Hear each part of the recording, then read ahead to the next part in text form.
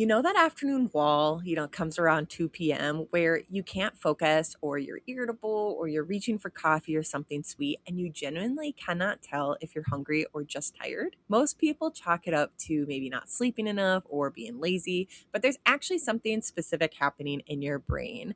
And today we're going to be getting into the research on glucose, brain function, and mood. We're going to talk about why some of the most popular dietary trends right now are accidentally getting one thing right, but for completely the wrong reasons.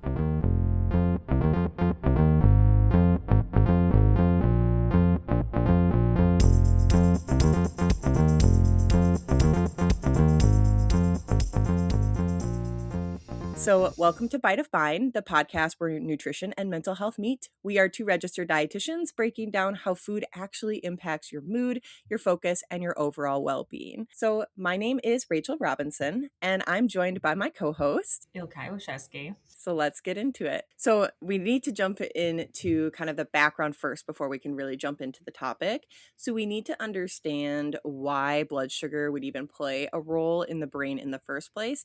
So let's take a look at what your brain is actually doing with glucose Yes. at the beginning. So glucose is the brain's main energy source, as far as I know. But how much of the energy that we're talking about, how much of it goes to our brain? That's a great question because glucose is the main energy source in our entire body, but the brain utilizes 20 to 25% of the body's entire glucose derived energy.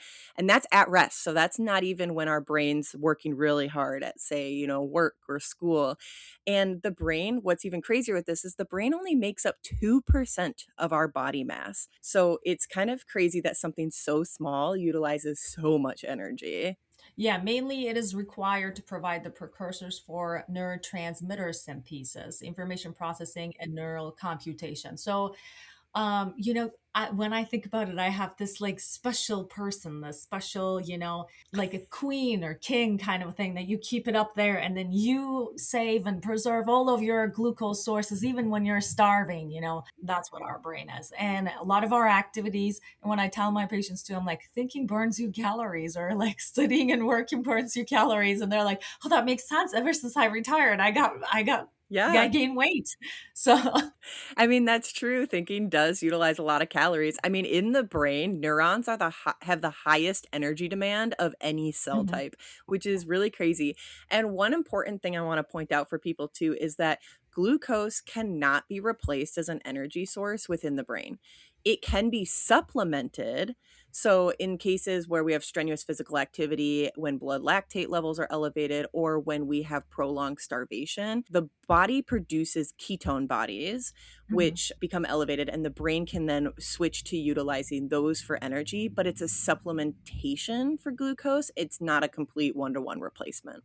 So, I just want to point that out. We will kind of come back to ketones and stuff a little bit later. Yeah. So, we'll just kind of put a pin in that and remember to come back. Yeah. Yes. So we know the brain needs glucose, but does the amount actually make a measurable difference? And how does it work day to day? That's what I'm wondering. Yeah, so that's exactly the right question. And this is where things get really interesting. There is actually a phenomena that researchers have been studying for over 30 years called the glucose facilitation effect. So, the glucose facilitation effect is the finding where acute ingestion of glucose leads to brief improvements in cognitive performance, particularly in memory and coding, but also in attention, processing speed, and executive function. So, there was a systematic review published in 2020 by Peters and colleagues, which examined multiple studies that used brain imaging alongside cognitive testing to understand what is actually happening neurologically when those glucose levels are raised. So, they looked at a bunch of different studies, but they ended up examining only 11 that met their Mhm. criteria. And they concluded after looking at 11 studies that glucose administration enhances neurocognitive markers of episodic memory and attentional processing underpinned by medial temporal and frontal activation. So, a lot of big words there. What that actually means is the study went beyond just measuring whether people did better on cognitive tests. The study looked at what was actually happening in the brain using imaging. And what they found was that when glucose levels were higher, like after receiving a glucose drink, which ranged from 17 to 75 grams, depending on the study, the memory and attention centers of the brain showed more activation. That is, the hippocampus, which is your memory hub, and the prefrontal cortex, which is your planning and kind of focus center, both of those were really sensitive and responded to the glucose availability. Yes, and this is the reason why I would eat chocolate before the exams, exact reason why, so that my prefrontal cortex and my hippocampus work really well. No, that's exactly it. You're onto something there. Because crucially, that's what the research shows and supports, right? That glucose intake enhances cognition, especially when we have conditions of increased cognitive demand. So, when we have tasks that require our divided attention, our working memory, dual processing, or high computational load. So, especially if we are having to take an exam or we're doing a really hard project at work, these are the times where our brain is most vulnerable to glucose instability because it utilizes glucose as its sole metabolic fuel source. Okay, so like if we need to put them in a perspective, the harder mental task, the more glucose it requires, and the more you feel it when the glucose is unstable throughout the day. So the availability matters for the brain for how well it functions, but what happens when the supply becomes unstable? Like majority of us throughout the day, we're not really eating too many meals. It becomes like a burden almost to eat like 3 meals, 4 meals a day. What happens when we have those unstable intakes? Yeah, so we know glucose instability does affect our cognition. A controlled study by Graveline and his colleagues that was published in 2013 in Diabetes Care examined the effect of acute hypoglycemia, so that's going to be low blood sugar, on the executive function of 32 adults. He utilized half of them had type 1 diabetes and the other half did not. For our audience, listeners, and viewers, type 1 diabetes, there are two types of diabetes. Type 1 diabetes is essentially where your pancreas is no longer producing insulin. And so Yeah. that's going to require utilizing insulin in order to uptake sugar out of your blood. Insulin is what allows our body to shuttle sugar from our blood into our liver for processing. Yeah, they both are genetically passed down, but type 1 is more autoimmune disease where your body Mm-hmm. attacks your own insulin producing cells pretty much, and then you destroy them at a very early age, sometimes a little later in life, and then it's as soon as Mm-hmm. it's diagnosed, then you would right away start with insulin. Whereas with type 2 diabetes, there are some oral medications that are done before. So that's how you can differ it. If you have people who are taking Mm-hmm. oral medications, they're more type 2 diabetic patients than type 1.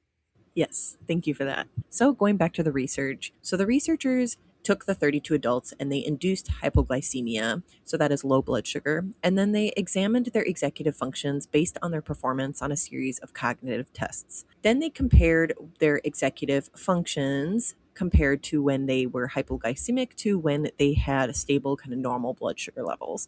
What they found is that the executive functions were significantly impaired during the hypoglycemia across nearly all of the cognitive tests that they did, including both having lower accuracy as well as needing more time required for completing the tasks. And the effect sizes here were really large.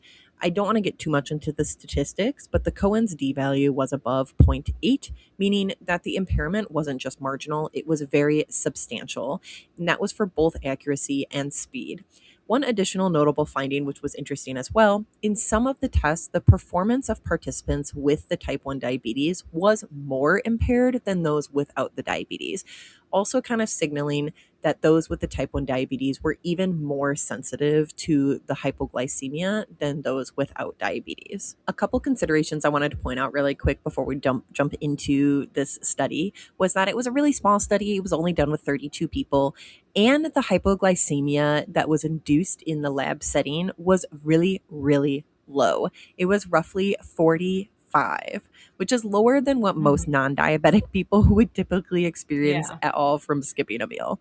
Yeah, to put it on context, I just want to say, like, we start administering people 15 grams of carbohydrates when they are below Hmm. 70 milligram per deciliter, and then 45 would be considered severe hypoglycemia. And would just take you to, Yeah. because I was Yeah. she when she explained this study to me, the very first thing, I'm like, I'm not sure if this is if this is very humane. That's what I told her right away. But in the name of Yeah. science, I guess. Honestly. Honestly, that is it's so low too. The only reason I even wanted to talk about the study and bring it up is because it's illustrating the mechanism and the direction of effect, right? So Yeah, it's yeah. not saying that missing lunch is going to put you in clinical extreme severe hypoglycemia, but the point is that the brain's executive function is sensitive to glucose availability, and so that Mhm. impairment in our executive function is real and measurable as kind of seen by this study. Yeah. So low blood sugar has a measurable effect on organizing and planning part of your brain. But most of us are not walking around in clinical hypoglycemia. It's usually just maybe below 100, and then we can sense a little bit, like a little over 70s throughout the day, 75, 78, that we can Mhm. feel a little bit lower.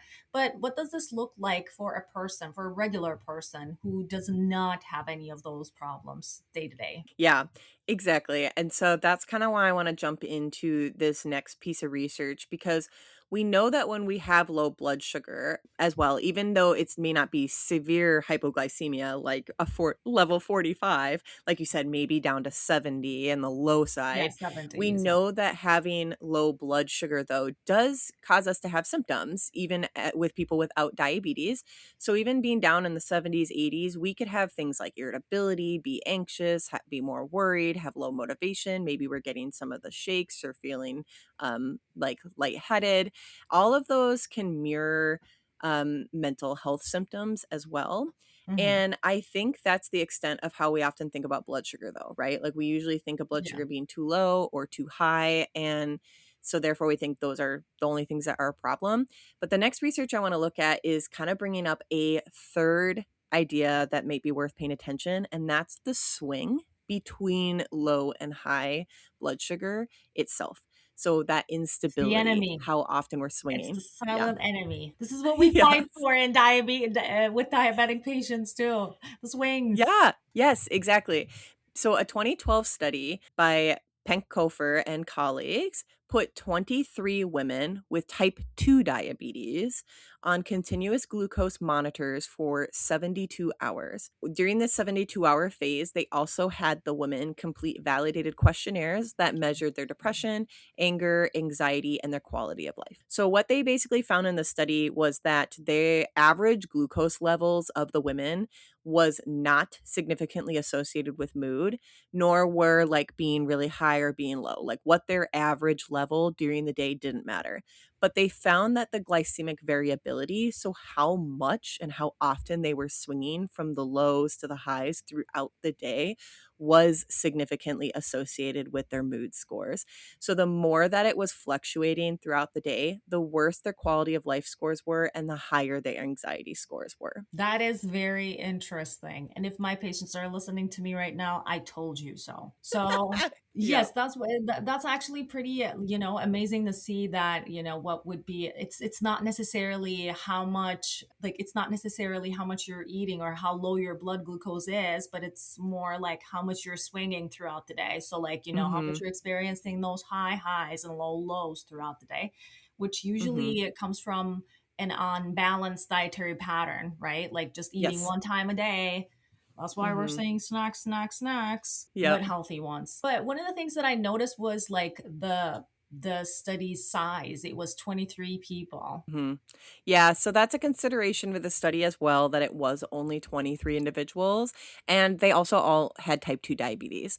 So the Mhm. variability that they were experiencing throughout the day Excellent. is probably way more dramatic than what a person without diabetes would be experiencing on a day to day, just similar to like the diabetes in the other, or people with type 1 diabetes in the other study were more sensitive to hypoglycemia because they're more likely to also experience something like that low during the course of their normal day versus someone without diabetes who would be less likely to experience that in the first place. So it's not as applicable to people Yes. without diabetes. Also, because the study was observational, meaning they weren't manipulating anything, they were just kind of seeing what Uh-huh. happened. We can't really say that this was causing the other thing, but the study does line up with kind of what we know about hypoglycemia and hyperglycemia, like their symptoms and how they can affect an individual. The study just helps to raise the question that hasn't been fully answered yet, which is whether the instability itself is actually doing something independent of just your blood sugar being too high or too low. So it does need further replication with the study Yeah. being so small, obviously, but it kind of sets that framework of going, hey, maybe this is something that we need to study more. So, the size of the participants, or like the sample size, I guess that's what we would say, um, is very low. But does this also hold up to at a larger scale? Yeah, so that was my exact thought as well. And fortunately, someone has answered that question and went looking for it at a much bigger scale. So, a Hmm. 2023 study by Kwan and colleagues took that question to a much larger scale. They showed in their study overall that high glycemic variability in individuals can increase risk of developing depression and anxiety. So, what they did was they analyzed the National Health Insurance Service National Sample Cohort Database. So, it's basically just a Yeah. database of a lot of people's health information. They were looking from 2002 to 2013. They looked at 151,814 people. So, that was a lot of people, and it wasn't all just people who had diabetes. Oh, okay. So we had healthy. Healthy people. Yes. Okay. Did they have other diseases included, or was it just like, healthy individuals versus diabetes patients? I'm not 100% sure. I think their main criteria was just did the people have at least 3 health screenings between 2002 and 2010. Okay. So, I don't think they were specifically narrowing it down. They basically were looking at everybody's fasting plasma glucose levels and, any new diagnoses of depression and anxiety. So, what they found was that higher glycemic variability was linked to a greater risk of being diagnosed with depression or anxiety, irrespective of if they had diabetes or not. So that link was still prevalent even if someone didn't have diabetes. They found that Mhm. persistently elevated fasting plasma glucose levels were also independently associated with increased risk of depression. So, considerations for this study was that it was observational and correlational again. So, we weren't controlling anything. So, we can't say this was directly causational, that this fasting glucose levels caused this. But the scale of being over 150,000 people tracked for about, 8 years gives it considerably more weight than an individual study that maybe was looking at one capture of time. So that's kind of where I think it's interesting to showcase that having kind of this variable or variability within our blood sugar range could be Mhm. impacting our mood and cognitive functions on levels that we may not fully realize yet, right? Like we know the brain utilizes a lot of glucose for Yeah. function. It uses 20 to 25% of the glucose in our body, and that we know when we take small amounts of glucose it can boost our executive or our brain function for a short brief period of time, and we know that when we don't have enough glucose in our brain when we're in hypoglycemia that it severely affects our executive function. And now we're kind of seeing this variability, right, Like it's could another actually layer. be, yes, adds a third layer, right? Yeah, keeping your blood sugar at the certain level matters, but at the same time, keeping that consistently throughout the day is also another requirement for us to, have a little bit of stable mood. So saying stable blood sugar is pretty much matters for both our focus and our mood throughout the day, which that kind of makes me think about I know that I'm just keep going back to this topic because it's very interesting, but carnivore and more specific, and there's also keto too, right? Like keto also is Mm-hmm. another thing that is found. Yeah, you're reading my mind because that's what I wanted to talk about as well. Because it's like, it. I think a lot of times we see this in wellness culture, right? You learn something like we know, okay, blood sugar, right, can have an impact on executive or cognitive Yes. function, and the swings are clearly what we're seeing in research, possibly the reason why it's more of affecting Hmm. kind of sustained focus, energy, executive function. That in wellness culture, people will latch onto these things, and they always go to the extreme. It's always It's never just, oh, let's learn how to manage our blood sugars better. It's let's just cut out the reason for blood sugar in the first place. Like, I think we have a DNA as human beings that to go to extremes for sure. We carry that in our body. That's just so Yeah. weird to me sometimes. So, what is a low carb versus high carb diet? What does it actually say about that? Because we've talked about how important it is to regulate our mood, and then we talked about ketone bodies sometimes that our brain could use. And I know that with keto diet, we kind of like put ourselves through ketosis. That's what we do to Yep. lose weight. Yeah. But like, what happens to our brain? I know a lot of people get very angry when they do keto diet. So, Yeah. Well, okay. So there, first off, I want to say that there is something real happening for people who are on some of these diets. So, but I think the biggest claims that people make with diets like the carnivore diet or the keto diet or even just super low carb diets is that they claim to fix their brain fog, stabilize their mood, improve their focus. And the people often, the people saying it will say, I genuinely am feeling better on that. And I don't want to discredit that, but let's kind of jump into what's actually happening. And the first thing I want to say is there's no really peer reviewed controlled trials specifically examining the carnivore diet and cognition and mood specifically. But some of the research that we do have is looking more at low carb diets. So we know that stable glucose levels are associated with optimal memory and mental performance. And mhm. so what the research kind of shows is that low carb diets or having diets where there's sustained glucose deficiency, which occurs on low carb diets, will impair executive function, memory, and attention.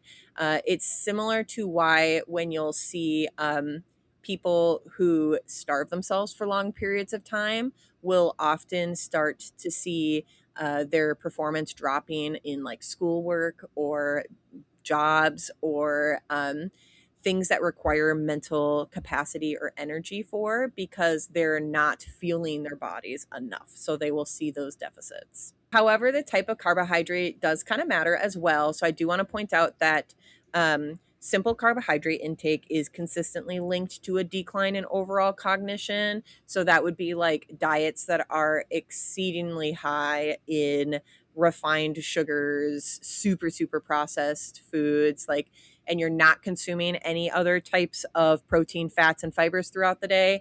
We know that diets higher in complex carbohydrate intake is linked to better short-term and long-term memory as well as better brain aging. Kind of makes me realize that, having those simple carbs, not really helping you with your cognitive function. And that might be related to that, the glycemic variability throughout the day. You know, how we are giving the glucose response when we have those kind of simple blood sugar, because Mhm. simple, carbohydrates, because they elevate and drop our blood glucose very quickly in a very short Yes. time. Yes, exactly. So those simple carbs cause the short-lived energy boosts, right? Then that's followed by really sharp declines and you get that sugar crash. And so you might Mhm, see your cognitive function boost, right after having maybe a simple carbohydrate, but then it's mhm, short-lived and it's going to crash. Versus those complex low glycemic carbohydrates, so carbs that have proteins and fats, or not proteins and fats, sorry, protein and fiber in them, provides consistent glucose supply required for the neurotransmitter production, for neuronal activity, for being able to just have those mhm, stable blood sugar levels, just better overall. So the reason that people on like a carnivore diet may mhm. be saying they feel better by not consuming any carbohydrates is because they've cut out a lot of those refined simple sugars out of their diet. So they're no longer experiencing the super high spikes and then the crashes after, because refined sugars and having diets that are low in complex carbohydrates is a pretty standard Western American diet. Yeah. And a lot of people don't realize that that consumption is probably what's causing these cognitive deficits, but you don't have to eliminate entire food groups to get the same result. That's never good. I mean, we never recommend that, but that's pretty much then a kind of a short-term effect, right? Like short term, since you're having some form of a stability, which we don't have those ups and downs, maybe that's what's bringing those like brain fog situation going away. Carnivore diet, but Hmm. I want to keep the keto because I was gonna, I kind of want to separate keto from that, because keto is actually Yep. something that we use with our patients with epilepsy, and at a very Mhm. young age, of course, that we can use it for children with epilepsy. Of course, there are no recommendations, like specific recommendations for adults for the weight loss or like, getting rid of the brain fog, whatever. Like, we don't really use it for Mhm. that. But is that a legitimate mechanism? Because it works for a certain condition. And that makes me think Mhm. maybe it is actually less harmful than carnivore diet, because you're not Mhm. necessarily avoiding it. You're just like reducing the amount of carbohydrate in that diet. So let's, in order to understand that question, we got to take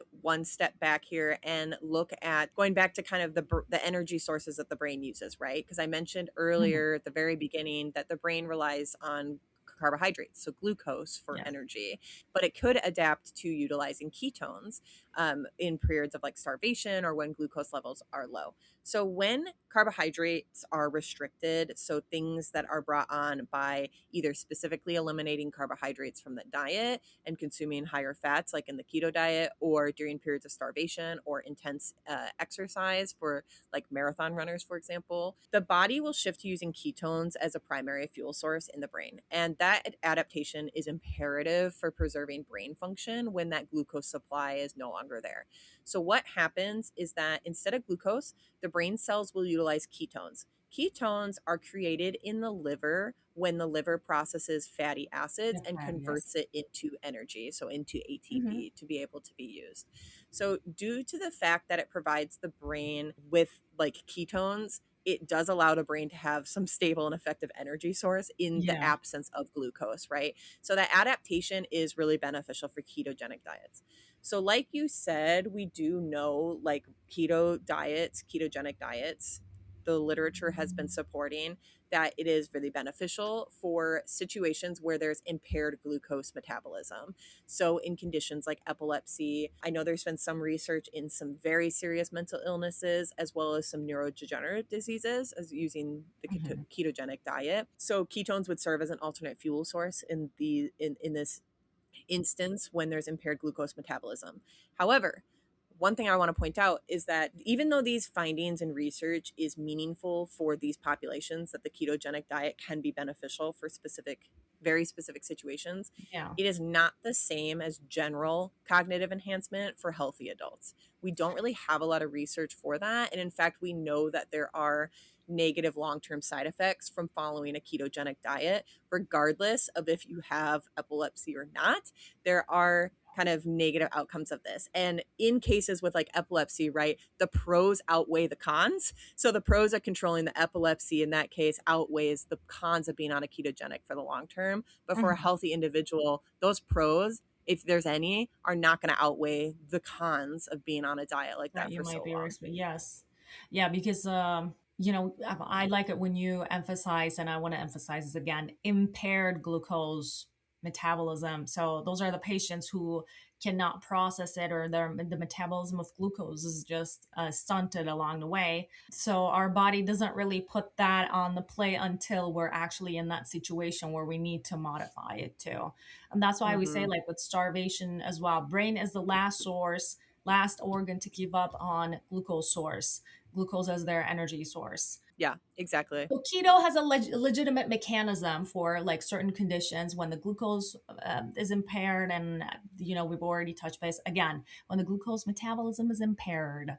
If it's working Hmm. well, just use it. But how about like everyone else? Is there anything carnivore is missing entirely that we should talk about? Because I think we've touched base with some of the things that we're entirely rejecting. The group of carbohydrates, more specifically grains, are not part of it. I think not at all. So what are some of the potential risk factors or nutritional deficiencies, as I am thinking, that we would see with the carnivore diet? Yeah, so the carnivore diet, I mean, we briefly were talking about there before that Reviews, okay. a lot of people probably feel better on the carnivore diet because they are cutting out those processed sugars and preventing those high swings.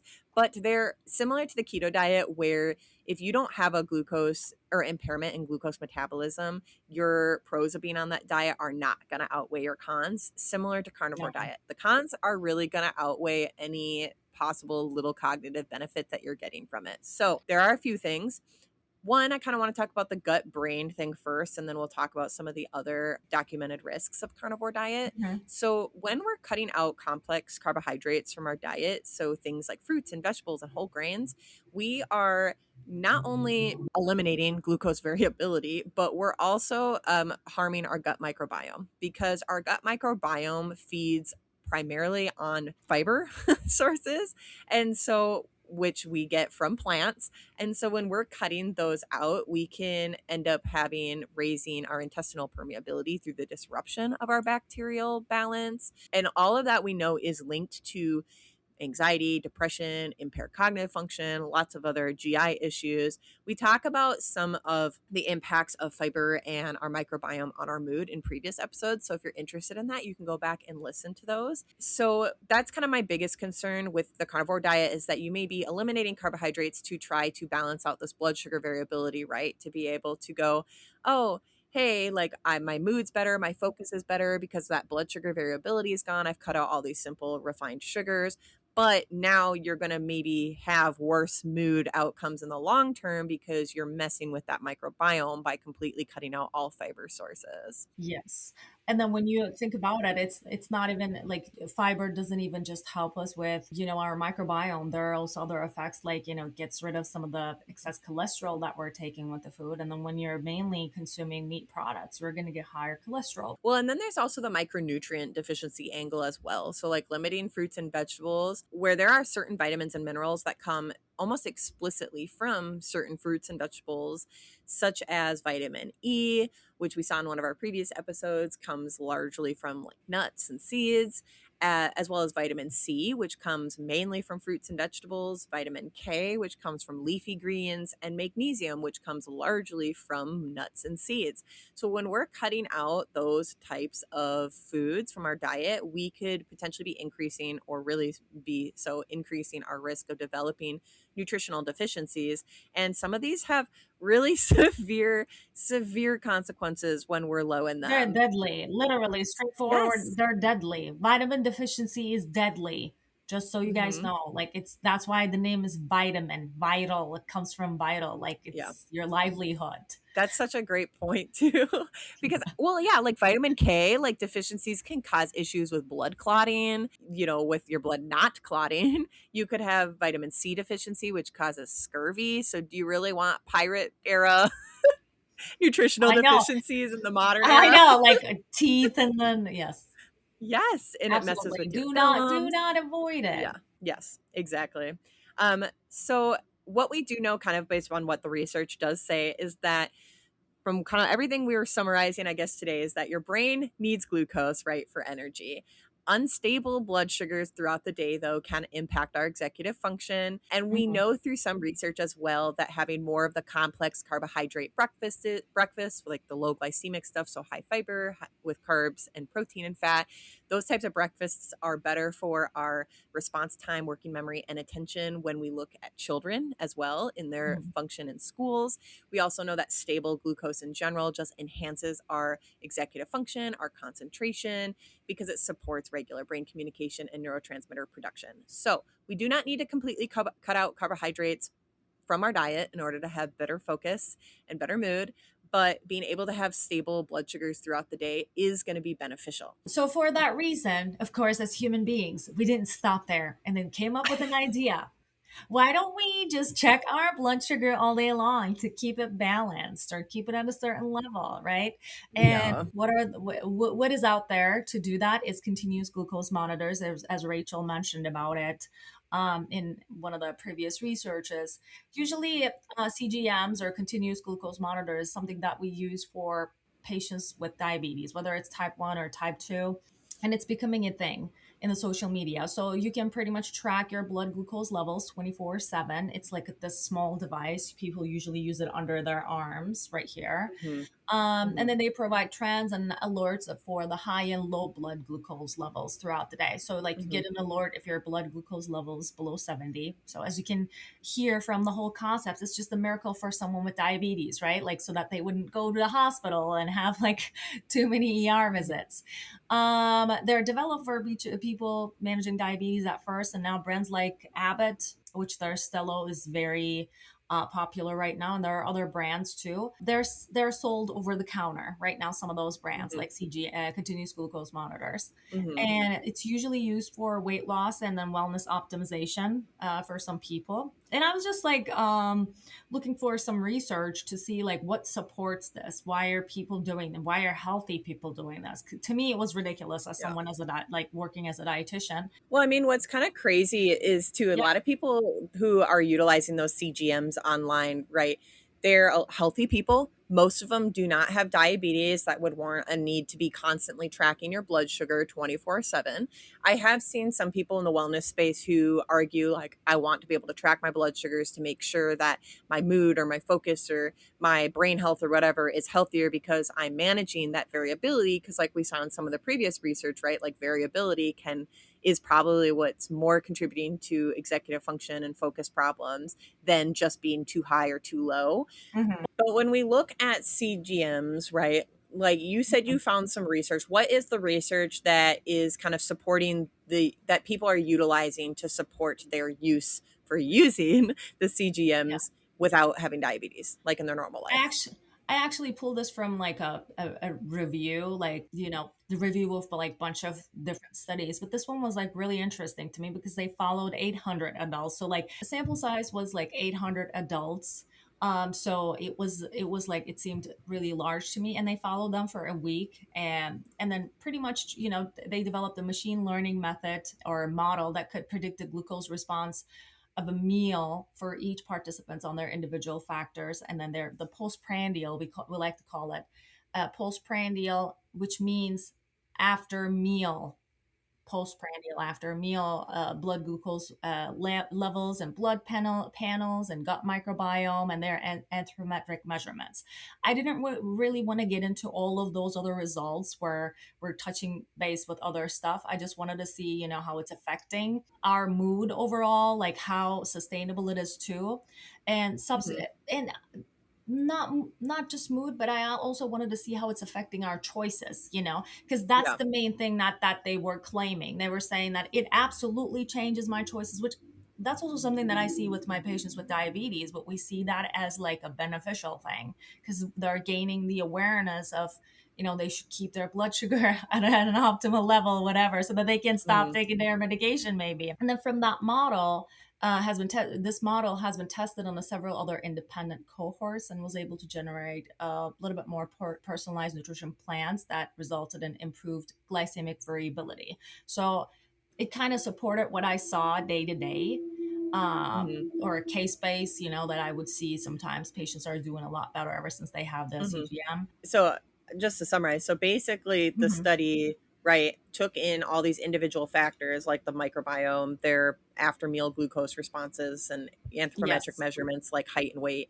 and basically put it all into a machine, created a model that then created very individualized nutrition plans for people then to be able to follow, right? And so then they Yeah. followed them and they saw improvement in their glycemic variability. All Yeah. right. So great, awesome. That would support, right, kind of like the CGM data. But what's a consideration with this study, though? There's got to be a catch, right? Yes. It's been of course done on people with metabolic syndrome, have like a bunch of different conditions, metabolic dysfunction mainly, not metabolic syndrome maybe, but metabolic dysfunction. And so that's why like it's not necessarily applicable for healthy individuals too. And then again, it supports what I have been saying. For an unhealthy individual, it can be an asset, but we Hmm. don't know how an healthy individual would be dealing with that. And I've seen a couple of videos too, some of like the doctors kind of like talking about that as well. And that's why I wanted to bring this up as well, like during this session, because I was like, yeah, it does affect your mood because you're constantly checking on. Because yes, it is beneficial for some of my patients, but they also come with they're present with a lot of stress too based on their food choices, because we think most of the time it depends on us, but there are other factors that affects our blood glucose levels. And number Hmm. one thing is stress. And what causes stress? For example, Hmm. I can say an illness. Whenever I see a patient with Hmm. inflammation, 100% high blood glucose levels, even though their A1C is very low, which is hemoglobin A1C. something that we measure every three Mhm. months. No, so basically, like that study it shows a lot of benefits, right, to this the continuous glucose monitoring for people that Yes. have metabolic dysfunction because it's helping them realize or have more very individualized nutrition plans, but then also be able to see these are the changes that I need to specifically make for my body. Mhm. But it's important to mention that these are people with metabolic dysfunction because glucose can be affected like you said by things that are not just food. So when you have somebody that doesn't have a metabolic dysfunction who then is wanting to continuously monitor their glucose level, they may not Yeah. realize that their body those glucose levels could be even more impacted by other things that aren't just food like stress, wounds, illnesses, dehydration, alcohol consumption, sleep. And so you're kind of utilizing those continuous glucose monitors could be doing more damage than good for the average person without metabolic dysfunction or diabetes because it could cause like this hyperfixation, right, on something that they don't have 100% control over versus somebody with metabolic dysfunction or diabetes where the pro of constantly hyperfixating on this might outweigh the con because they're already having these issues to begin with their glucose and monitoring, and there are really negative side effects of having super large swings in diabetes versus So like put an it in average person. perspective for us, like put it in perspective for us on a day-to-day basis. How could it presented to us? Yeah, so I mean, okay, fine. So if you're utilizing a continuous glucose monitor, right? And you are at work and you go to a really stressful meeting and then afterwards you notice your continuous glucose monitor is telling you your blood sugar is Oh, high, right? crazy. You're going to News be is good like, news. what did I last eat? Well, I had that sandwich like an hour ago before right before that meeting. So maybe my blood sugar is really really high because that sandwich that I ate, right? So now you're Mhm. misattributing what was a glucose spike possibly from what you ate but also likely influenced by that stress that you just had in that meeting. But now that you're misattributing that spike to just being that food, you may take unnecessary steps to restrict certain food items that you think are causing those spikes. And that fear based nutrition restriction is what could cause more measurable harm in the long term than the benefits of monitoring your blood sugar day in and day out, right? Yeah. So we talk a lot about what does not work or what gets complicated or overcomplicated now because we've talked about kind Yeah. of the blood sugar monitoring. So let's jump into what actually does work for people who don't have metabolic dysfunction, who don't have diabetes, like the average person who wants to make sure their blood sugar can stay stable to help their mood, to help their cognitive function, executive function, all that stuff. What does that look like in practice for a normal person who does not want to wear a CGM or cut out any entire food groups? Balance. Balance again. I just wanted to say it like that because that's, as a dietitian, probably one of the words that I use a lot. Balance. It's the Yeah. moment of balance again. So we're looking for, our goal is stability. Stability comes from actually making sure that you're having balanced intake of everything that you're choosing. We've talked about how consuming too much simple carbohydrate can cause some problems with like brain and gut barrier, and it can also cause like problems with mood, and then our memory and prefrontal cortex function, like our thinking Mhm. abilities. So have not a perfection. We're looking for not a restriction, but we're looking for your glucose being all like smooth and then just releasing to your bloodstream throughout the day, very small and very slow and steady. Yeah. So, one of the ways that we can do that is by pairing our carbohydrates with protein, fiber, and fat.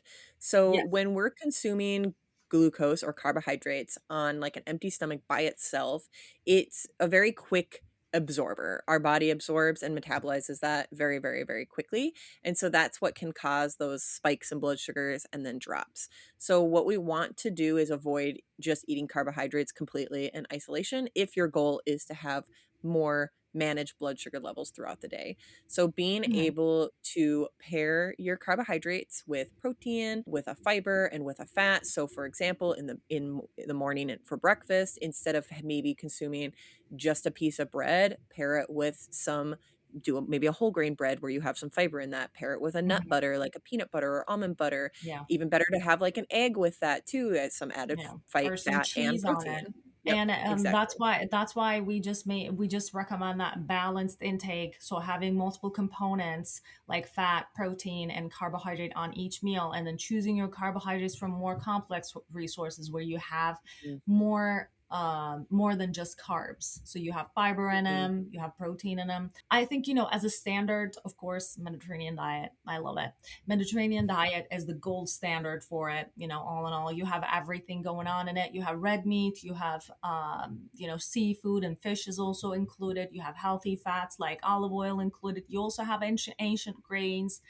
Beans and mhm, legumes are also included in there too. Yeah, speaking of some of the ancient grains, quinoa, wild rice, or barley are some of them. And the reason why we are right now embracing them a little bit more because they have more components in them, just like the diet that we're looking for, the meal plan that we're looking for, the foods, or more specifically carbohydrates we're choosing from, are a bit more complex. So it has mhm, fiber in them, like quinoa is one of the examples. It has mhm. fiber, it has um, Protein.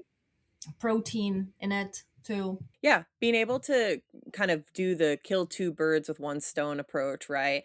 Being able to choose complex carbohydrates as well that can already contain things like protein and fiber can help us to reach more of a balance in our diet than trying to start with one food and add in a billion other things to make it really balanced. When Hmm. we pick something that's already kind of a 2-in-1 or 3-in-1 type food, that helps us more easily be able to reach the goal of having a balanced meal. So things like you said, ancient grains like quinoa that has protein and fiber and carbs in it, wild rice, barley, we could do beans. We've talked about beans, I feel Beans like are like every that episode, too. but beans are awesome. Seeds Beans, and beans. nuts are all great sources of fats. There's a little bit of protein in them. They got fiber in them. Mhm. And then we have fruits and veggies, of course, where there's carbohydrate, fiber rich carbs in them. So being able to have those dual purpose carbohydrate sources can really help. And there's also like more specifically sometimes glycemic index or glycemic load, the portion size of the stuff that we're taking, as you said, also increase our blood glucose levels. So if you visit glycemic-index.net, you can see the concept a little bit, low glycemic index and high glycemic index foods. And just to put it in, define what it is. Glycemic index pretty much tells us how a food can quickly elevate your blood sugar. Like if if something like a simple sugar, for example, can elevate your blood glucose Mhm. so much quicker than a quinoa would, because it's going to take a little bit more Mhm. time for quinoa to be digested. So yeah, I mean, it basically is just how your body it's measuring the impact of carbohydrates on our blood sugar levels. So it Yes. assigns a numerical value to a food based on how quickly that carbohydrate in the food is digested and absorbed. And essentially, all you really need to know, because I mean, people with diabetes who have more impairment in their glucose metabolism are going to maybe Hmm. compare about this a little bit more. But for the general Yes. population, basically all it really comes down to is that foods with high GI are broken down really quickly and it causes the blood sugar and insulin levels to rise very Elevate so quickly. much And quicker. these are foods that usually are just they don't contain anything but carbs. You're thinking Hmm. like chips, sugary cereals, like Pop Yes. Tarts, like Or things that you would already think, yes, soda, juice. those ones. Yes, when you Mhm, drink like regular Pepsi by itself, it's gonna mhm, skyrocket your mhm. blood glucose. Yep. So versus that low glycemic foods with low glycemic index are going to be ones that take longer to break down and enter the bloodstream. So essentially ones that have higher fiber content, fruits Hmm. or fruits with the skin on them, berries, apples So you versus have the fiber and component in them too. and a fiber component, right? Whole grains versus a white bread. So, like a whole wheat Hmm. bread's gonna have a lower glycemic index than a white bread. So, it's more looking for things that have fiber. So, if you don't We don't really need to, I think, focus on the numbers specifically of foods. Generally, the average person really just needs to know consume more fiber based carbohydrate sources. We can read food labels for that. Fruits, vegetables, Yes. whole grains, and that's going to be better carbohydrate sources to reach for than those simple sugars. Yeah. But on top of that, timing kind of matters too. I know we briefly mentioned before, like skipping breakfast. And I want to say too, like, I understand a lot of people aren't hungry in the morning. And skipping breakfast isn't necessarily like a completely horrible bad thing, but But it it's leads more to about making other problems. it can lead to other problems. So if you're struggling with strong cravings and you have those crashes in the afternoon, maybe you struggle with binge eating later in the day, eating Mhm, breakfast can be a way to help prevent those things happening later in the day. Because when we have low blood sugar from skipping breakfast, that low blood sugar is going to increase our cravings for high carbohydrate foods because our brain and our body are like, we need glucose, we need energy for the brain. So it causes you to crave these foods higher or foods mhm. more. And when we're already really hungry and we have these high cravings, it's a lot harder to be like, oh, let me build a balanced meal. You're just going to reach instead for the closest thing. And that can increase the likelihood of binge eating later in the day if that's something you already struggle with or if you already have executive dysfunction. So being able to eat breakfast helps prevent that. And let me tell you this, a lot of people, I'll just be like straightforward honest with you with this. A lot of people like are experiencing exactly this problem and they come to me with, I have a binge eating issue. And then Hmm. I think that's a heavy load on person to think that they have an eating disorder and then taking it to the level where like, oh yeah, I have a mental disorder, like mainly eating disorder. I have a mental disorder because binge eating at night. But most of the time what I see is they're not actually eating throughout the day. They're keeping themselves hungry and then take on that responsibility that doesn't nothing to do with their like cognitive control, because like that animal part of you comes out as soon as you get your hands on a calorie after not eating all day long. I can say Hmm. 70 to 80% of the time that's the case with the people that I see. That's why I thought, like, if you're experiencing something like that, maybe just adding a breakfast and moving your meals a little bit earlier in the day, if you're like, late night binger, might be the solution for you instead of like being, oh yeah, I have an eating disorder. Yeah, like eating a breakfast doesn't have to be super big either, right? It's just breaking the Very fast. small. It could be something as small as having a whole wheat piece of toast with some nut butter on it for some protein, fiber, Mhm. and fat. That alone would help keep you a little more satisfied, help prevent that like super big blood sugar spike in the morning, but help then break that fast, allow for more glucose stability, and be able to prevent that extreme cravings later in the day. So when we're able to fuel ourselves throughout the day, that's going to help a little bit better with that as well. One Okay. practical barrier I do want to mention before we close up here is that when your blood sugar is already low, and if you already have impaired executive functioning, such as in like ADHD or depression or autism or a lot of different mental illnesses, making food decisions can become really a lot harder, very significantly harder. And so it can be helpful to just have even pre-assembled options available that are balanced with that protein, fat, and fiber option. So it can remove that decision point entirely. So when you're having low blood sugar and you're already can't think about what to choose, being able to have a pre-assembled snack you can just grab from is more accessible and can give you that satisfaction of eating something without then spiking and crashing that blood sugar. Or grab and go options, like, string cheese is Mhm. amazing. Grab a couple crackers with it, or grab like a medium-sized apple with your string cheese. There you go. Yep. You're ready to roll. Exactly. So, But that is pretty much all we have for you guys today. So, what I want you to take away from today is that the research doesn't point to restricting being the solution. We don't need to go to extreme things like keto diets or carnivore diets. It's pointing at being able to have consistency and stability. You do not need a special diet or a device on your mhm, arm to tell you what to eat or how to get there. So, no. basically, we just need to stop skipping meals, start pairing our foods a little bit better, and yeah, that's pretty much it. But thank you guys for sticking around Thank you. with us for today. If you found this helpful, please share it with someone in your life that could use a little less food stress. Remember to hit the follow button so that you never miss us. You can find us wherever you listen to podcasts every other Wednesday. And if you want to keep the conversation going, you can find us on Instagram at bite.of.mind. We also would love to hear your thoughts in the comments. But until next time, we're going to leave you with our word of wisdom for today. You don't have to overhaul anything. Start with one thing, eat something in the morning, pair it with a protein and fiber, and that's all you have to do. Those small, consistent changes to how you fuel yourself or fuel your brain will compound over time in ways that extreme dietary changes or the most expensive supplement on the market cannot touch. All right, we'll see you guys next time.